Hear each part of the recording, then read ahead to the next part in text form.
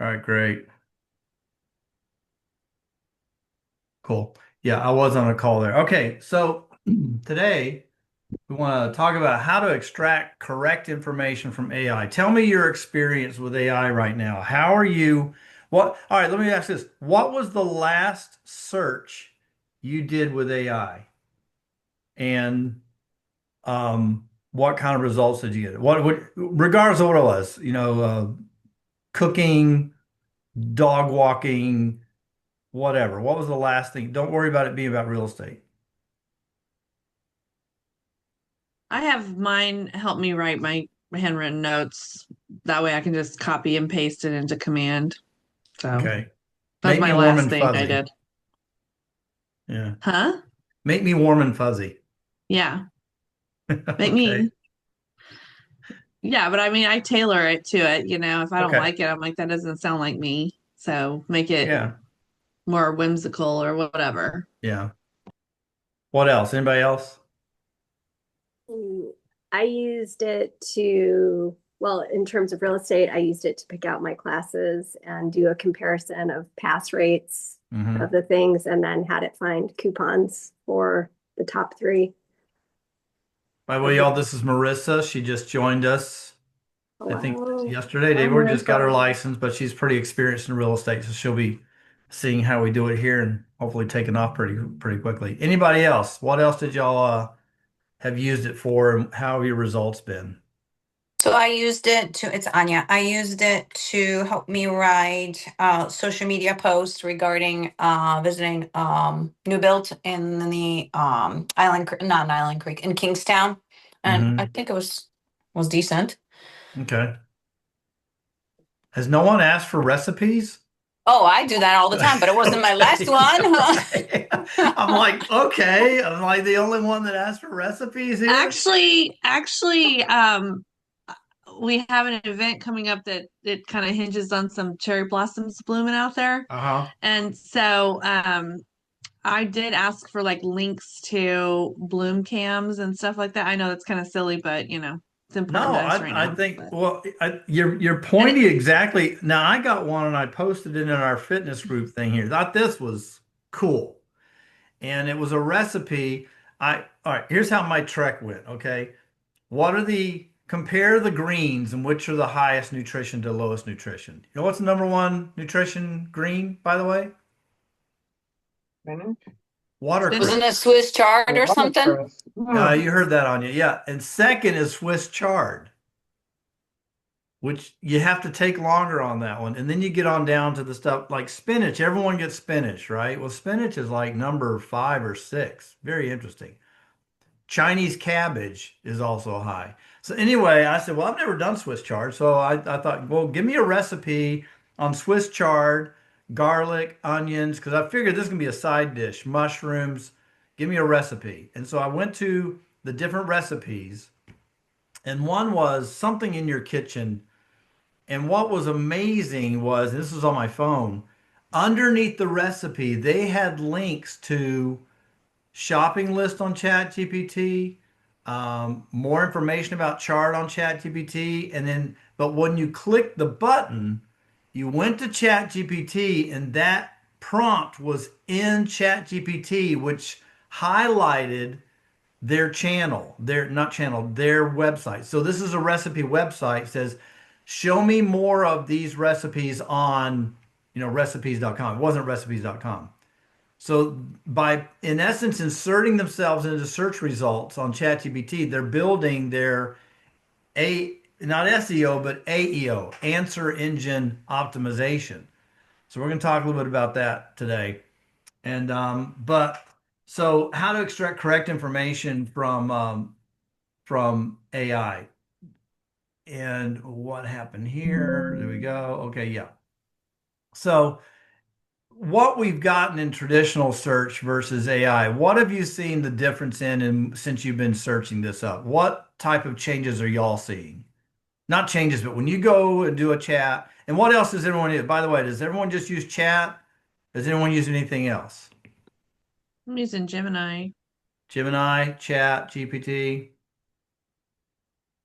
I use DuckDuckGo.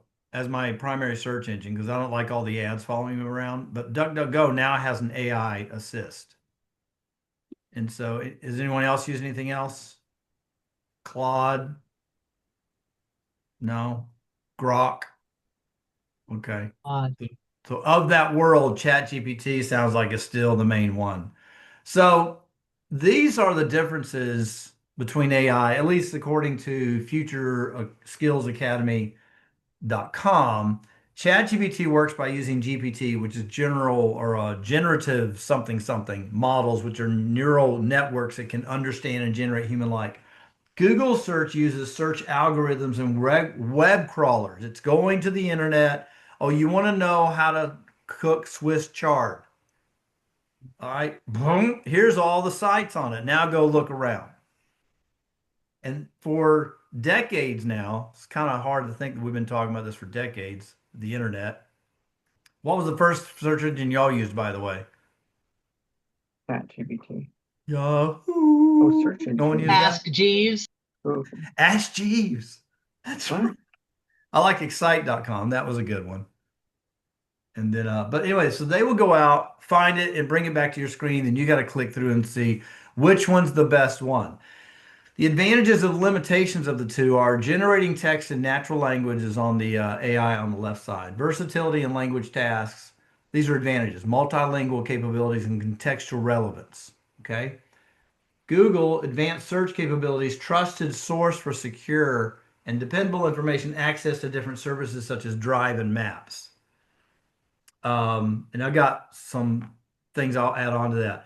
Limitations, excessive dependence on data, requirement of additional data to understand complex topics, possibilities of biases in training data. It's only regurgitating what it's absorbing. So you have to tell it what you want it to say to get the answers you got back. And I'll give you an example of what happened was how it gave me something that I knew was wrong. So I threw it back at it and said, "You just said this, this, and this. Are you telling me that this happened?" And it said, "Oh no, that hasn't happened. Thank you for pointing that out."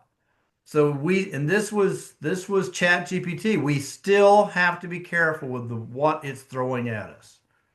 On the right side, lack of contextual understanding.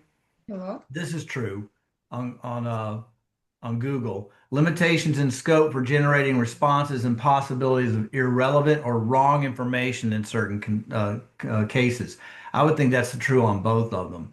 Usability and accuracy, better ease of use with dialogue-based interactions on the left, which is AI. On the right, users have to browse through different pages shown in the search results. And plus, on the right in Google, when you're searching, a lot of times what you're picking up is the keywords that the website has inserted in their page. So Google's just looking for that and bringing it to you, not really answering your question. Okay. ChatGPT has claimed that its responses can be inaccurate and users must verify them. Google uses complex algorithms to ensure that users get the accurate results for their queries. And I appreciate the accurate results, but really what we're getting is who has the best use of keywords on Google, and then who does that. So my first suggestion to you is use more than one AI source. Don't just get caught up in ChatGPT, subscribe to it and use it, a monopoly on your time there. Gemini, according to people I'm reading, Gemini is probably going to move ahead of ChatGPT, which Gemini is Google. And if you're using Gemini, you'll find that you get YouTube videos up. Is that what you've found, Alicia, that you'll see a YouTube channel in your results? Yeah, Yes, you yes. will. And the reason being is Google owns YouTube and it owns Gemini. So they're gonna, and I think this is what's gonna make the battle for ChatGPT really tough to stay on top because they don't own all the videos, they don't own all the search engines. And so right now they have the great generative discussion. Well, apparently all these other websites are like, well, we can create generative tracks. That's not hard. And so while they're doing that, that will take over Chat GPT. Chat is now also, they've already started, let me adjust my camera here. They've already started putting ads in there and charging you to get to another level. Google doesn't charge you to get to another level yet. In their chat world, they probably will. But in the search engine, if you just need search results and don't want to pay for it and do your own research, then Gemini, Google's going to work pretty well for you. Grok, this is Tesla, what's his face? Yeah, it's him. And it's an outpouring of X. And that one, while it may not compete as much commercially, they've got contracts already with the Pentagon. Grok does. So you know that they're thinking a different level of where they want to go with their GPT type of thing. Perplexity supposedly um, takes information from all those search engines and does it. So here's my suggestions. Write in-depth prompts. I'm going to give you an example of what that looks like in just a minute. Push back on the response. And folks, if you already know this stuff, I apologize ahead of time, but I feel like we need to start getting a latch on the use of this in our business, because I do know that consumers are going out and asking these questions. And if we don't have the answers, they're going to go to AI to find it. So we need to use it as a resource for us to find the answers and then verify what you're picking up. So push back on the response. Ask follow-up questions. Okay? Get deeper on it. Ask another follow-up question after you ask a question. Because I look at ChatGPT and all the AI models as a very highly intelligent adolescent. All right? They're really smart, but they got no common sense. And it doesn't know what it doesn't know. It's giving you wrong information and not understanding it. You've seen that 14 or 15-year-old respond back to you, and you're like, what planet are you living on? They're giving you accurate information, but no context. Anyone ever had that happen? You guys haven't had that happen? You haven't had four teenagers in the house? You haven't? Okay. Yes, every day. Every day. Me too, all the time. You're like, what? Please. I need that frontal cortex to connect, please, quicker. I was so excited when I turned 25 and my insurance bill went down, my car insurance. It was great. I keep Copy and asking paste. Here's myself, something why I've am I learned to arguing with the do. child? When AI gives me something that's suspicious, I copy it and I put it back. I said, "Are you sure about this? This doesn't sound right." And I'll give it right back to them. And then it goes back and says, "Oh yeah." And I'm really catching it to things that are wrong. So I'm going to go to a sample search, but let me give you an example of what happened. I was doing research, and we're going to be doing some presentation on this about a certain company that bought out another certain company. Okay, Compass and merging and then combining and all that stuff. And so I'm having this back and forth with, I think it was Chat. It was Chat GPT. It might have been, no, it was Chat GPT. And it kept giving, and suddenly it pulls in there. I said, well, in this ecosystem, do you think about this, this, and this? And it folded in Long and Foster. It says, yes, in the ecosystem of Compass and yada, yada, yada, yada.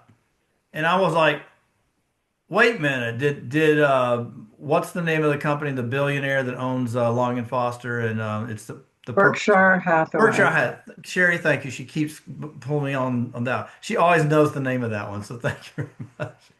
But I thought, well, did Compass buy Berkshire Hathaway? That's what I got from here, that Long and Foster is the same as in the Compass system. And so I responded back, wait a minute. Are you telling me that Long and Foster is owned by Compass? When did they buy that? And it went, oh, no, that's incorrect. So we have to push back when it comes to our industry and what's going on. It will take the highest ranking website and make a paragraph out of it in summary and enter it as an accurate answer. That's my whole thing about AI. Do I use it? Tremendously. But I always say, what are your resources? It will, a lot of times it doesn't give you a resource right up front. You have to ask it, where'd you get that information from? I was asking something on what are the top questions buyers are asking? And some of them were coming down like, these are not very good. I said, how old are these questions? Oh, this is the last 10 to 15 years. So that has no warrant on the market today, so that I had to narrow it down. So I want to show you a sample. Let me get into this real quick. All right, so I did a sample search here, and what it was, provide me a marketing plan for buyers of houses. Okay. A strong buyer marketing plan. I'm not going to go read it word for word, but the highlights are buyer marketing plan for a real estate agent. Define your buyer niche. Stop marketing to everyone. Okay, I think we all kind of know that, right? So it's interesting that what this does is it will really start giving me, hey, this is what you really should be asking, which is fine. First time buyers, move up, relocation, military. Example, I help first time buyers in Northern Virginia. Now, it said Northern Virginia without me asking about Northern Virginia because this is learning me as Anthony Carr, the user. It knows I'm in Northern Virginia. It knows I'm in the DC area. So it put that in there. Why this matters: easier marketing message, higher referral rate, clear expertise, build the buyer lead funnel. Okay, I know that. Attract buyers. Yeah, that's what I'm doing. YouTube, most underused buyer lead resource. That was interesting. Told me something I didn't know. Goal to be. All right, so then I was like, all right, let me deepen this. This is everything it gave me on help me with a buyer marketing plan. Now, look how long that is. Okay. So then I said, and then it gave me an ad down here, by the way. This was an ad, and this is how ChatGPT is monetizing. They're putting ads in here. Draft a home buying marketing plan for purchasers in Northern Virginia who have never purchased before. This plan should be geared toward millennials and Gen Z with a 10-step outreach, like giving them 10 mailers, emails, videos, etc., and driving them to an in-person seminar and possibly a webinar on Zoom. Little bit different prompt. Also, I'm a 30-year real estate broker and have worked in Northern Virginia the whole time. I worked with KW United in Falls Church. Now, it does blah blah blah. Oh, you're so great. That's wonderful. Remember, it's looking for to hit the dopamine there. So just ignore all that stuff. But it said, learn how to buy your first home in Northern Virginia from a broker who's guided buyers through his market for 30 years. Don't know that I'll do that. The campaign below is a 10-touch marketing sequence. Millennials and Gen Z believe home ownership is out of reach, are confused about down payments, want clear steps and transparency, prefer video and digital marketing. This is useful. And it tells me this is how my plan should be because I gave it more of a large prompt. Buying sooner than you think, programs that reduce down payments, winning in competitive Northern Virginia, campaign goal, first time buyer workshop, 10-step campaign, have a registration page, touch one, social media, touch two, email to your database, and all these touches on how to do that. But I got more in depth with what I needed on that to get what I really want as a realtor. It's all about the prompts, is what I would say on that. Okay. Any questions or comments about prompting?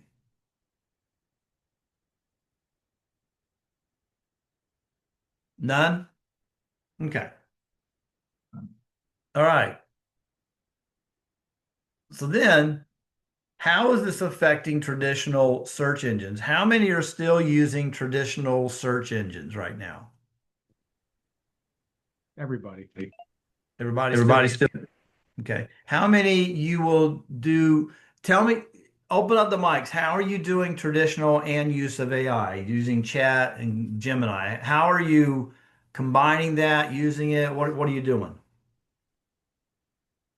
Well, for Google searches, I have the Gemini turned on. So the response at the top is the Gemini response, and then it's the traditional websites, links, and Right. summaries.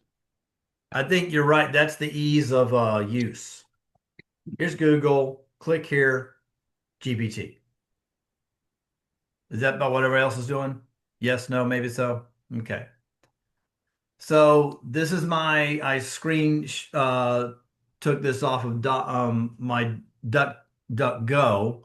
AI is significantly changing the traditional search engines with direct answers and recommendations. And I think that's really what it is. People will have a question, give me an answer.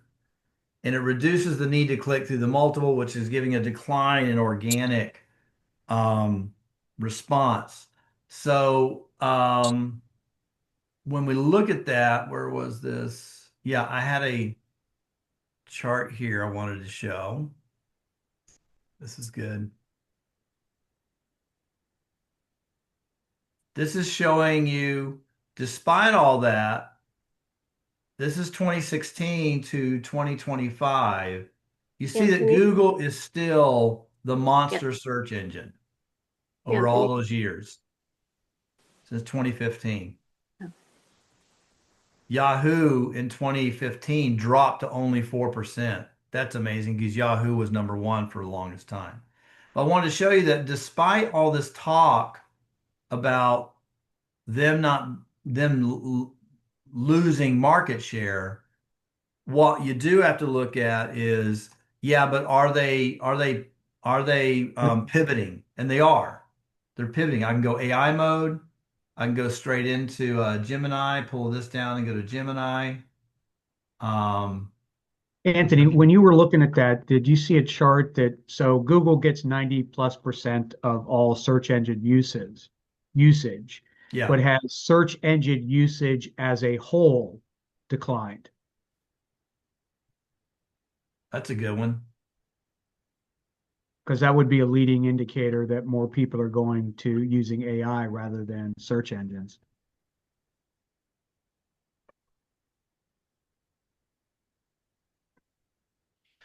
So here we go. Look what they do. They have pulled it. This is Gemini right here. Showed a notable decline with studies indicating a roughly 20 to 25% drop in traditional volume by the rise of AI chatbots. While Google retains a 90% market share, user behavior has shifted towards zero click. So what does this mean? I think it means we have to start looking at how do I show up in AI? Okay. How do I do that? I'm going to pull in. Hey, Anthony, just for everybody else, you know this, but the other thing that this shows is data without context is can be incredibly misleading. So just saying Google is maintaining 90% market share, but if the entire market is declining by 20%, that's the important thing to know. And if you don't ask that second question, Right. then you're getting, incomplete information. I think this is really what's happening here. It's the market, despite the volume decline, stat counter, global stat shows Google maintains dominant, but what it's suggesting is this shift in how people are searching, not necessarily where. And this is where I'm saying Google has the opportunity. I mean, think about Blockbuster. Really, think about it. They had a store on every corner. You just knew I'm going to Blockbuster. Okay. I'm going to go and get a video. They had the opportunity to see Netflix and Redbox and make a pivot, and they chose not to. And by the time they pivoted and got their nice big blue boxes out there, Redbox had taken over that market. And now Redbox and Blockbuster didn't get the rights to the movies that were coming down Netflix. And Netflix took over that one. And now, I think there's one Blockbuster left for No, people not that anymore. want to. They've closed. The Yeah. last one closed. Yeah. And I mean, so it's the same type of thing here. I think Google, they ain't a bunch of dummies. They're like, is that the latest thing? Pfft, pivot. We're going to put that in ours and we're going to put it in our Google search so they don't have to go to ChatGPT. And in our ChatGPT or our own GPT response, we're going to drive them to the videos, which is what we want to go and see anyway, right? So I don't know that they're that worried about it because I think they're trying to stay ahead of the game.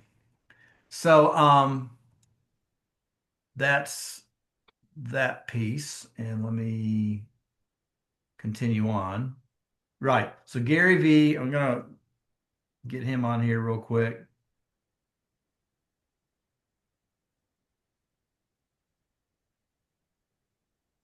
we are in the early stages of the search engine looking like the Yellow Pages. And it's real, right? So what replaces that and what's the business op? Well, what replaces it, and listen, Google Alphabet is trying to do that, but like there's no scenario where Google can control as much of the AI chat search ecosystem like they have on search. What replaces it is probably a conglomerate, whether it's OpenAI, whether it's Meta, whether it's TikTok, whether it's Google or Apple. It's probably going to be fragmented. Even if Google crushes it, they're not going to be able to have the same stance. And so what does it mean? It means that a lot of people that have been really lazy and overpaying for their brand value on search need to understand that they're in trouble and need to start to create demand and other variables, plus start to learn how to win the SEO game in the AI game. AI optimization is about to be a whole new game. What happens when you go to OpenAI right now and say, I want to buy wine? Well, I want you to buy winetext.com because that's my dad's business. How do we get the new AI, these chatbots, to actually answer that? We are in the early. All right. So I thought that was interesting. And so I did buy wine near me. Okay. I thought, well, that's interesting. And this is what he's talking about. I just said, I want to buy wine near me. There's Total Wine and More. I'm out in Bristow. This is Gainesville. It's got the rating, when they're open, why go? So this is giving me a recommendation on why to go. Massive selection. And I've been to this one. It's huge. Mentor advice. Who's the mentor here? If you just want a reliable bottle of wine without wasting time, go here. The staff are trained. Core Beer and Wine, never heard of it. Don't know where it is. Small local shop. Good for convenience, not for selection. The Wine Addict, best boutique wine shop. If you want wine with food, Taste of Old Country, Simple Decision Guide, Total Wine, Quick. So look what it's doing. It's giving you these places, and then here's a map on where these are located. So yeah, it's helpful so far. All right, so now let me ask a different one. What agent serves, real estate agent, is selling in my location that I can call? And if people are just doing simple prompts, this is what they're going to get. Look at that. Look at that. John Walker. And you know, John is not a huge social media person. So it's picking it up from somewhere. Oh, there you go. From Zillow, Military Town Advisor. This one's Moyer Steam, Dwayne, Keller Williams Manassas office. When you call an agent, ask 3 questions immediately. How many homes have you sold in Prince William County? Do you mostly represent buyers or sellers? What neighborhoods are you currently active in? You want someone who's actively selling in your zip code, not someone who works the entire DMV casually. You want a smarter move? Look at this. This thing's giving advice. It's not just saying, here they are. Google says, here they are. Now, Google is going to get into giving you advice and mentoring, all that. I'll put the top 8 active list probably within a mile of you. Oh my gosh. Yes, show me who's selling within a mile. Within a mile and in my zip code.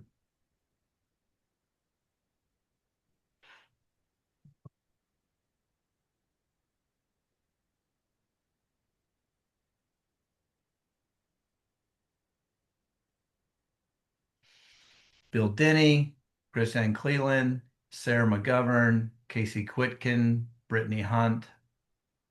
I know this name. I don't know any of the other ones. More than 100 sales in the 20136 market. Yeah, I've never heard of them either, Anthony, and I live in Prince William County, so this is interesting to see their names. Yeah. 129 sales in 20136 area. What I'd like to know is, are they on a team? How are they saying that? Wait, 20136 is not Prince William. Yeah, it is. Where? It's Bristow. Oh, okay. That's my neck of the I'm, woods. yeah, I'm Eastern. Yeah. Can you Now, can you Bill, I know Bill right here, he's got a team of 5 people. So the challenge we have is with millennials and Z, they don't understand a team versus an individual. That's 5 people. What does that mean? Well, that means they sell 12 each.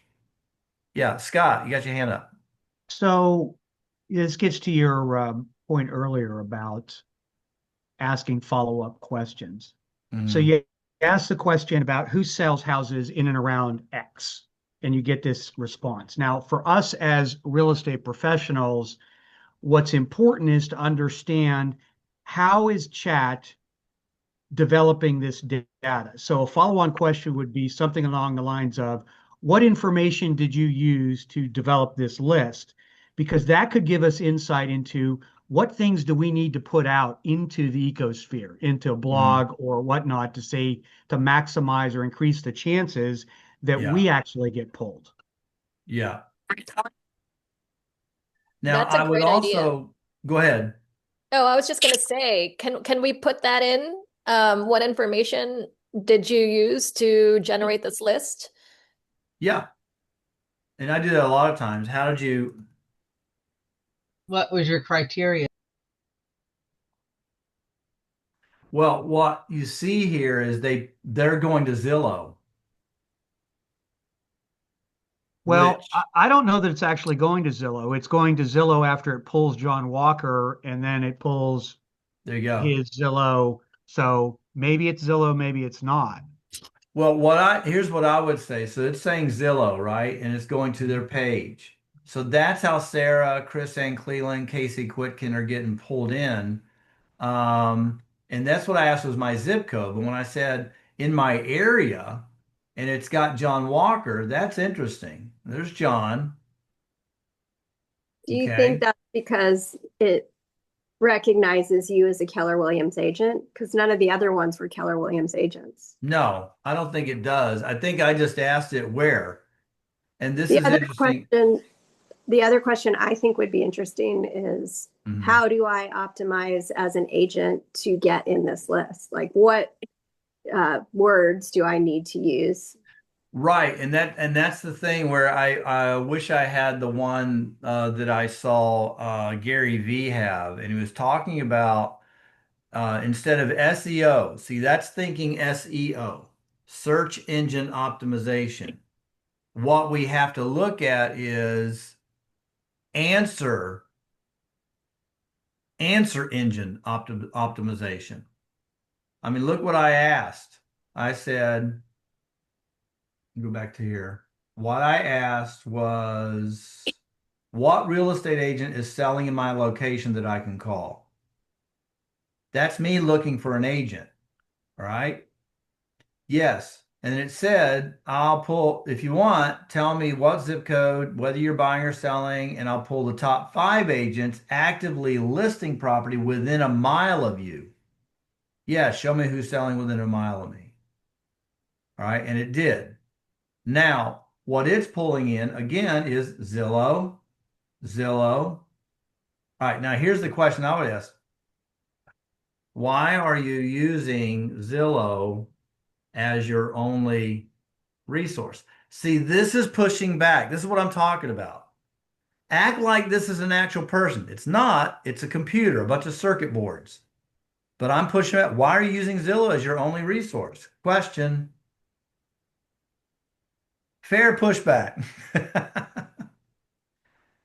If you're trying to, who actually, I reference it because it's publicly accessible without MLS credentials, but it's not the most accurate data set.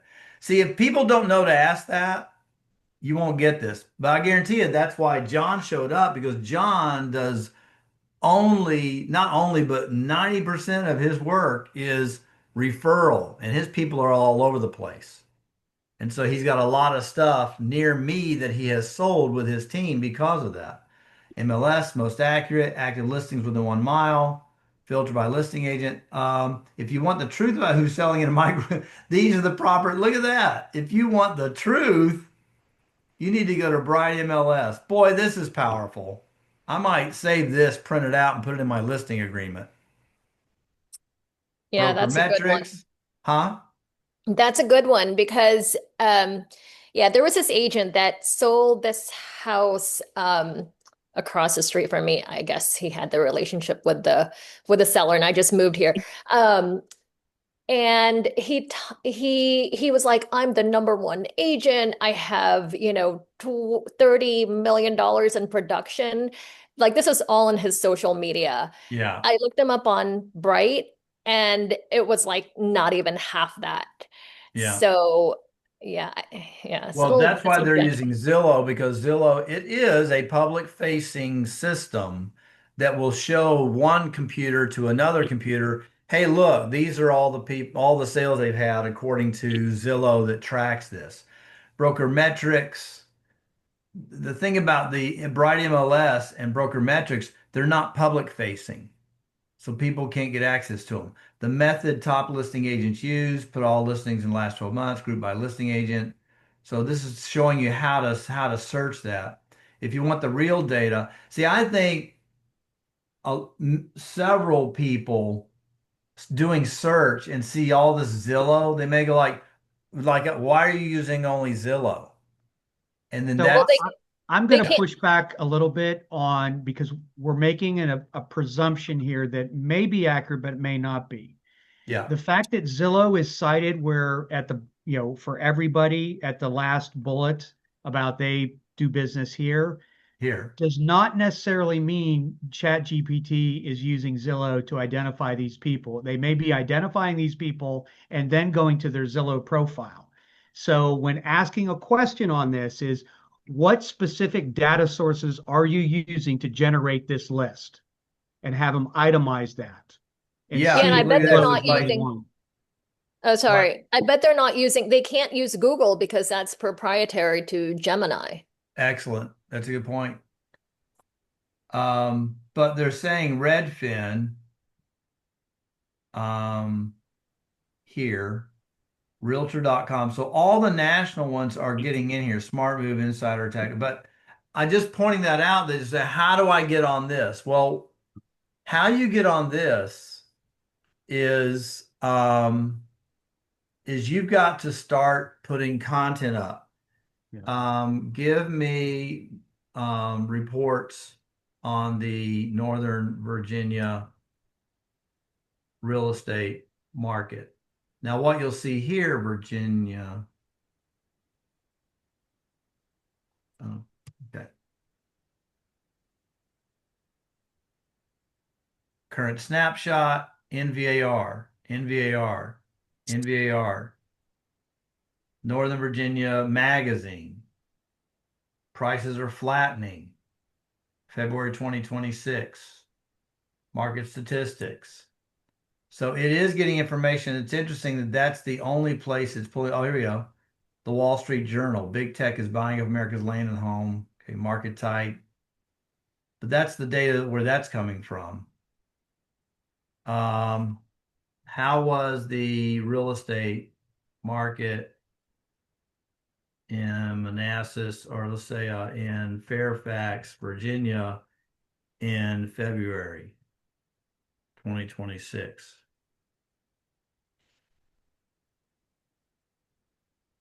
Redfin, Redfin, Redfin, NVAR. So it's pulling only up these big dogs that have a really big out. Now here's the other sources. Yeah, Redfin and NVAR. Alexandria Living Magazine, S Mover, Tyson's Today, Fairfax Now. So that's how they're handling it. Here's all of the sources. Anyway, I didn't want to spend this, just continually going through this, but we definitely need to be looking at putting content up so that I'm showing up. And I think this also demonstrates me getting in front of my tribe is more important now than ever. Instead of, because our tribe, my people call me for information, you know, but I need to be the AI or whatever, the primary source for my tribe. I got to be calling them, mailing them, texting them, emailing them, to let them know, here's my information. Okay. All right, I'm going to shut that piece down. I thought there might still be some questions about the escalation clause. Was I wrong on that? Does anyone need to review it one more time? I got a few pointers here because after the meeting last week and after our session last Friday, I felt like I kept running into people going like, I'm still not grasping it. So I'm going to show these few slides here. It's the components of the escalation.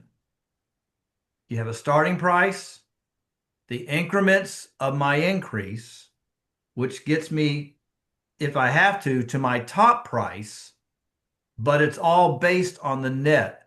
If I add $5,000 to this net, does it get me past my top price? And once it hits my top price, it stops escalating at 5,000 or escalating at 3 or whatever.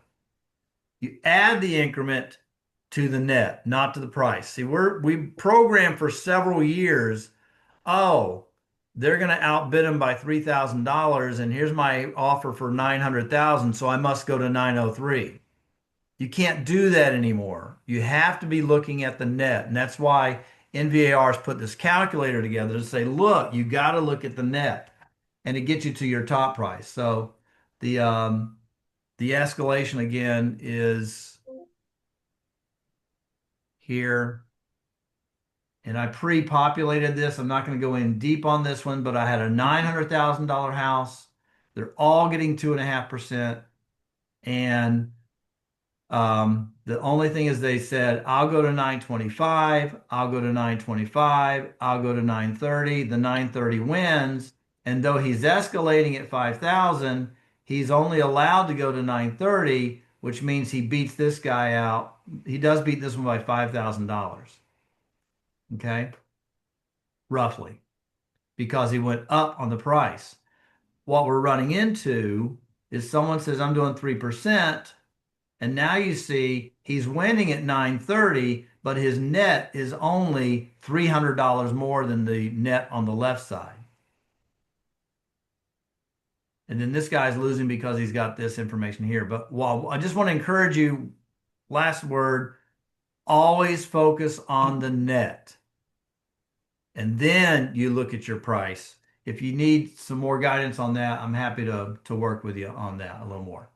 All right, a question came in not only with one agent that we have, but a couple of others. Like my seller is talking to me about selling his house, but he's got a property management agreement, and the property management agreement says, if you go to sell your house, you must list with me.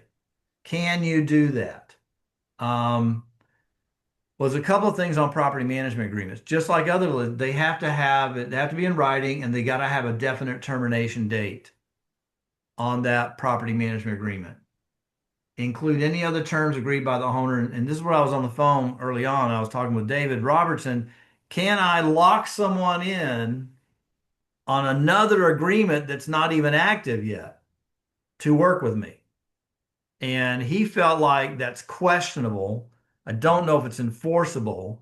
And if the property management company that has a listing, like it's usually a listing agent who's doing property management, if they sue the landlord to force them to work with them, number one, I don't think the landlord is going to want to work with them.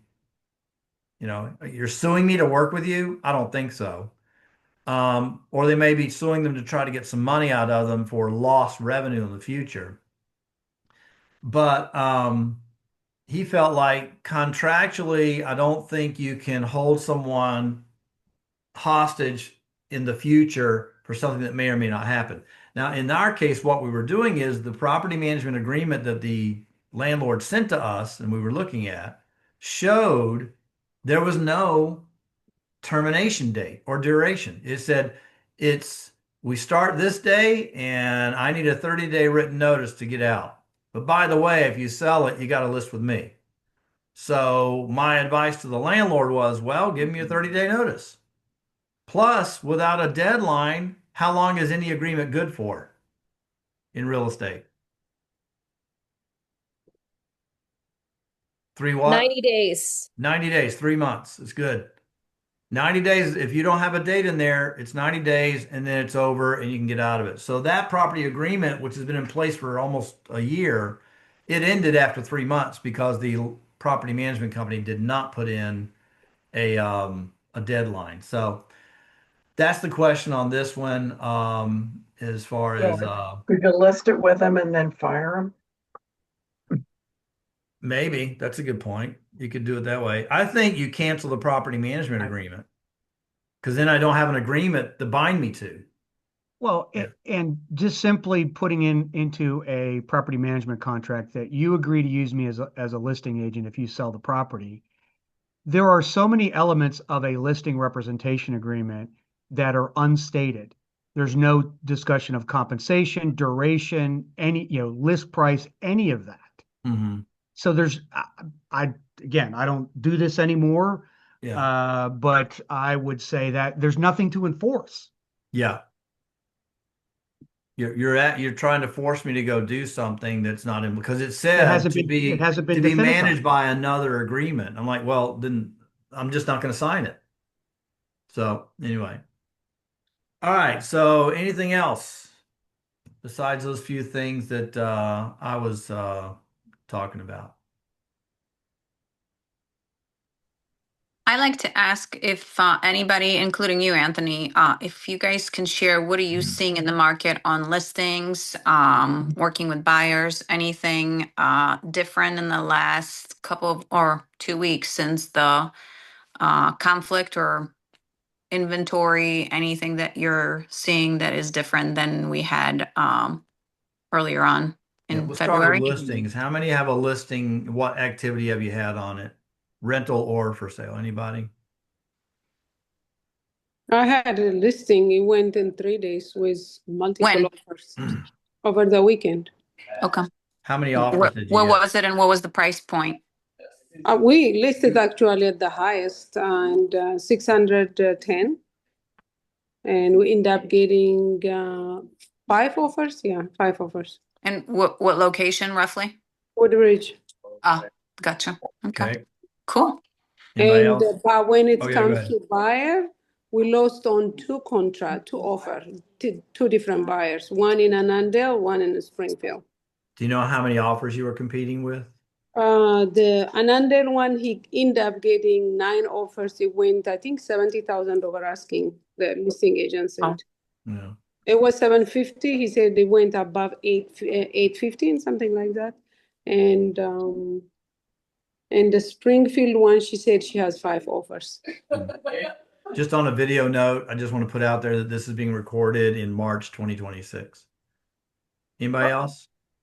I mean, just for the overall market, I think it's too early to, there's not enough data to see, is it impacting buyer activity? I Right. will tell you, I'm a little bit nervous because, of unknowns and about how it may affect people with, barrel of oil going to 100, an event in the Persian Gulf that causes uncertainty, economic turmoil. But that's to be determined. Scott, do you remember there's something with that Economist connects rates or something to prices of the oil? Do you know what that is? Yeah, I was trying to look for that because, earlier this week when oil spiked to $1 or $120 a barrel and then went back to $85 because President said, well, we'll tap into SPR and whatnot. And but I haven't found what that is. Of course, I haven't asked ChatGPT, which probably might be, of course. or Google. Well, I saw a report from what's the lady that Bright MLS? Lisa Sturdivant. Yes, that she has reported that the market is definitely noticing a difference. I have a new listing in Island Creek, which is desirable community in Kingstowne. And we came on the market on Thursday. There was no showings whatsoever. And I know the weather probably didn't help either, but somebody did schedule for Thursday and then they rescheduled for Friday. But How's your price point? Sorry. I'm sorry? How's your price point? What do you mean how? Where? Like, is it the highest price? No, Is it it's not highest price. It's price accordingly to the market. We actually adjust the price based on what we were supposed to list it, we reduced it. We decided to list it below what we originally wanted to list it. And what But a price few was weeks it? ago, 3 weeks ago, there was a listing. Mine is 1 car garage. There was a listing with 2 car garage, just a little bit bigger square footage. The agent ended up with multiple offers. So like in 2 weeks, 2 or 3 weeks, I'm seeing a difference. And again, I just wanted to know if anybody else is seeing it. I mean, it's priced in the under 750. Wow. What are we? 729, 990 or something like that. But with that being said, it's just like I think we have 4 showings, 3 or 4 showings today, and maybe 1 or 2 for the weekend. And I haven't released the open houses yet because I was waiting to see if there's any individual showings first before I just, you know, put open houses. So I'm just curious if anybody else is seeing it or. I think there is. I mean, the weekly numbers that came out on March, 8th, for all the jurisdictions, but I was focused on Fairfax County that for the last 2 weeks that new listings had significantly outpaced new contracts. So how much of an impact and how does it impact any of our individual listings? It's hard to tell, but I'm a little bit unsettled from a data geek perspective. Right. Not like anything horrible, but just. I think what Scott was talking about is like we're in a transition. What you're looking at right here, and this is a lagging indicator. I don't really look at this as a leading indicator. What this is what are of the ones that went under contract in February, how many got a seller concession? What percentage? And Arlington Falls Church got 37% as a low. Fairfax, Alexandria are in the 40 percentage. Loudoun County, Prince William, half. So in Prince William County, what that means is of 10 properties going on the market, 5 to 6 of them are going to give some money at the table. So what does that mean for you? This is the mindset in February of the buyers. Oh, okay, I should go out there and get some money back at the table. When the market was really hot, this lingered around 10%, 15%. Look at Prince George's County, 2/3 are giving some money back. And then this last one just shows you of the ones giving money back, this is how much they're giving. So even in Fairfax County, you're talking, 14 grand. Prince William 11, Loudoun County 15 grand. So this is just a lagging indicator of what can we expect in March. With what now the leading indicator is what y'all are talking about. 5 offers, 10 offers. That's a leading indicator. I guarantee you with 5 and 10 offers, you're going to see those numbers drop. Maybe not the closings in March, because if this is what's happening in March, all these multiple offers and they're closing in April, that's when you'll see that drop. So that's.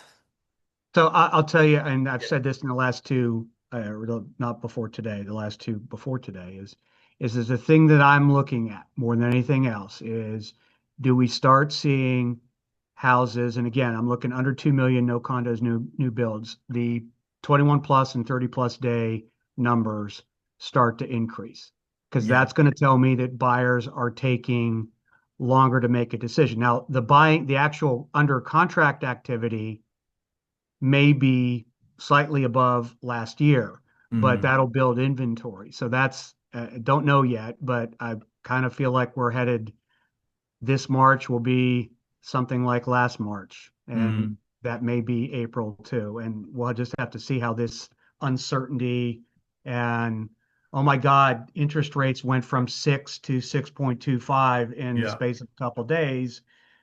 Again, not a big move from a monthly fiscal perspective, but psychology is what impacts buyers. Also, there's always a damper on Navy towns. Alicia can talk to this probably. Norfolk, San Diego, those ships are gone. And that's thousands and thousands of people. And I mean, Alicia, am I right? A lot of times those families like, okay, we're going back home to mom and dad. Yeah, could And be. that because they're going to be gone for a while. Mhm.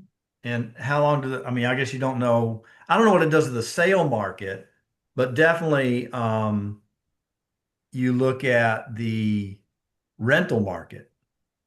Yeah. Alicia's our resident Navy professional. We're So, retired now. yeah, there we Retired go. March Right, 1st. right. Woohoo! Yeah.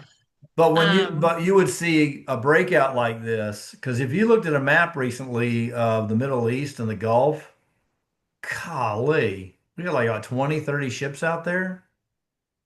Not to mention all the submarines that you don't see, Yeah. The ones that we're not telling us that you don't about. get to know about. You don't get to know Yeah, about yeah. that part. But that Um, definitely dampens but that market. What have you seen happen? well, with rentals, like, maybe the younger folks, sure.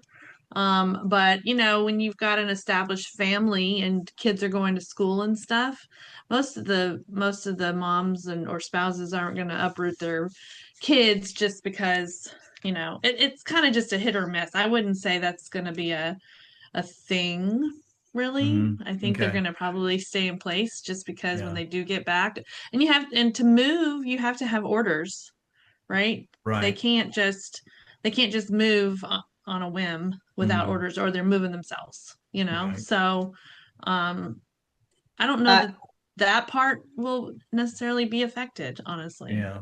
Okay. I have experience from the Gulf War on Fort Hood, and Yeah. had rental properties there, and the rental market softened, but it was still, we Mhm. were fully rented for the whole duration. Yeah. And again, because families have to have the soldier has to have the orders, or the government doesn't pay Yeah. to move, and there is support there. Yeah. Other spouses understand, families don't. Mhm. I did it one time and I was pregnant with Drew, my second child. I went home and I said, never again will I do this. So I think as Don't you go get older, home. no, yeah, to live with parents, Family. it's true what they say, you can't really go home. Yeah. Like, Okay. because I was like, I have no control over my own children right now. I'm like, I'm out. Yeah. So I think is maybe like I said, the younger folks, yes. And I liked Yeah. what Barbara talked about. Like, anyway, Yeah. I don't think that would be a factor for the Navy towns, honestly. So Okay. I All think right. could a little Right bit. now, Well, we we're pray for their probably safe return for sure and an early ending of all this conflict for sure. I've been doing this stuff for 31 years. What that means is I've been through about 8 administrations and about 4 wars. And I don't want to diminish it, but it's an ebb and flow. And there are people that will say, wow, I'm going to go buy now. What's happening right now, and I think the reason the market is as what sounds like as hot as it is really because we have no inventory. That's it. And I need to look at that data closer, but if you looked at, well, how many buyers are actually buying, they can only buy as much as what you have on the market is the problem. Well, here's So, what I'll say about Oh, go ahead, Scott. inventory. what's that, Dave, Scott? Here's what I'll say about inventory. Yeah. This is what I was trying, making the point. If you're looking year over year, we're up 10%. But last year in February, inventory active listings were up 24%. Last March, it was up 52%. So inventory is building. I can see it. I mean, I'm talking about in the overall market, not including condos. I can see it overall. Now that's, there are pockets where there's nothing, and that's always the case. But I think to what Barbara put in the chat, that's how I kind of see things. What's going on is probably affects some people at the margins, but what we had been seeing through late February and early March was just how our market was going to be. And that's largely what Lisa Sturdivant said at the start of the year, which we're going to do sideways, most likely compared to last year. We have not seen a big increase in buyers or new sellers coming into the market because rates had gone down at one, to a 3+ year low. We haven't seen that. So I think we're kind of where we're at last year, that kind of market. Yeah, it's a good point. Last year we were up 50 some percent. This year we're up 10. So it means we're up a little bit more than what it was the year before, which honestly is good. Now we're getting multiple offers, and we'll have to see how long that continues while we have the conflict and all the stuff going on overseas. All right, folks, 12 Can I add o'clock, something? lunchtime. I know Go you gotta ahead. go. Yeah. So to Anya's question, I have a listing in Stafford, very different market, right? We've been on the market for like 8 days now, and we've had 5 or 6 showings scheduled. We had an open house with like 5 groups through that none of them like the dang hill that it's on. But this is priced accordingly, I think. Like I feel like we're maybe a little more aggressive than we probably should be. But like the same kind of house went on the market around the corner in 7 days for $899.9, and she said that we didn't go under, but I'm at $850, so I don't know. And by the way, I have a question for you, Anthony. I've been having like there's a 2-hour notice on it, and I've had these agents like come early with like 5 bazillion people that are and then like like my seller has like 3 animals to get out of their house, Yeah. and that's the reason we've got the 2-hour notice in place. Yesterday she sat in the car for almost 2 hours because he canceled the showing right at the time it was supposed to be and then rescheduled for another hour and a half, and so she's like, okay. And then he was late for an hour and a half while his clients were sitting there looking outside the house, and then they left like ruts in the yard. So what can I do? I mean, besides like, I don't want to call them and scream at them, but like, hey, like, come on. One limit you could Unprofessional. do. We did this with an agent that a seller out west, meaning in like Gainesville or Manassas area, somewhere out there. She had a lot of knickknacks. And I said, and the agent was like, she doesn't want kids through. I'm like, well, I don't know if you can say that, but define a lot. She's like, Anthony, it's like it's a store. I'm like, okay. So what we put on there was like limit showing to showing agent and no more than 2 more people at a time. Ah, okay, that's a good call. So that way they have 2 people going in with the agent, and then if there's like 2 other people, mom and dad or something, they have to leave and they come back in. It makes a little bit longer showing period, but then the chances of something happening and getting messed up, it lowers that a little bit. But the thing you got to look at in Stafford specifically is look at what's going on with building. Because a lot of the stuff in Stafford, Fredericksburg, Spotsylvania, a lot of that market does not make it to the MLS because it's new builds. And so you need to look at, well, what am I competing with against new builds? Hop in a car with the seller and go take a look at some new houses that are selling for $899. Okay. And because the builders will react quicker than the homeowners will. Okay. As far as like, we got to lower the price. And also new homes, when they are selling, you look at right now, this week, it's the end of the month, end of the quarter for new builds. So they're trying to clear property now, and then they'll do it again. And then so March, June, September, and December are the best times to buy new builds because they've got to move them because it's the end of the quarter. They got to make their numbers.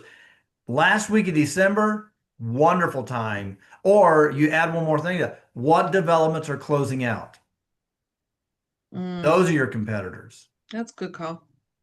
And Alicia, I'd say the other thing is just the way you described it, 8 days, and you had 5 showings. So that's fundamentally different than crickets. Yeah. Secondly, good point. 8 days is not that long in our Yeah, that's what I've been trying to tell my seller. I'm like, keep the faith. Something that you can potentially do just to have a little more information to talk to your client is look at the MLS and see what other houses, again, this gets into the concept of a micro market, what other houses that a buyer that views your house, what are they likely to view? And you can track those. Are any of those going under contract? Yeah. And if they're not, that's an indicator of, okay, it's just a long, a longer buyer decision cycle and the right person hasn't seen the house. It's still drawing traffic. Yeah. But And as what long as they're was not it- picking yeah. something else, then they're not bypassing your house to choose another house. And what was the weather in the last 8 days? Right. And is this week spring break No. for that area? I mean, oh, I gotta look. That Easter is the Fairfax County 5th of does. April.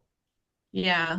So probably the spring break is probably 28th to probably the 29th to the 5th of spring break. Yeah. So I'm just looking at that too. Yeah, that's what it is. Yep.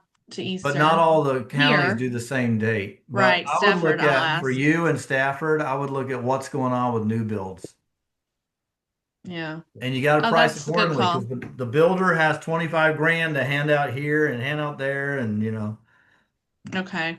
All right. I like Stafford's it. break Thank you. is 30 March to 3 April. Where? Yes. Stafford is 30 Yeah. March to 3 April. Yeah, so it's not spring break yet. All right, folks, this has been very good. Thank you, AI. What do you do with the property management? And then what's the state of the market? We got a lot of good information here. Thank you so much. Y'all have a Thank good you, one. guys. Talk to Everybody you have a later. good weekend. Thank you. Bye. Thanks,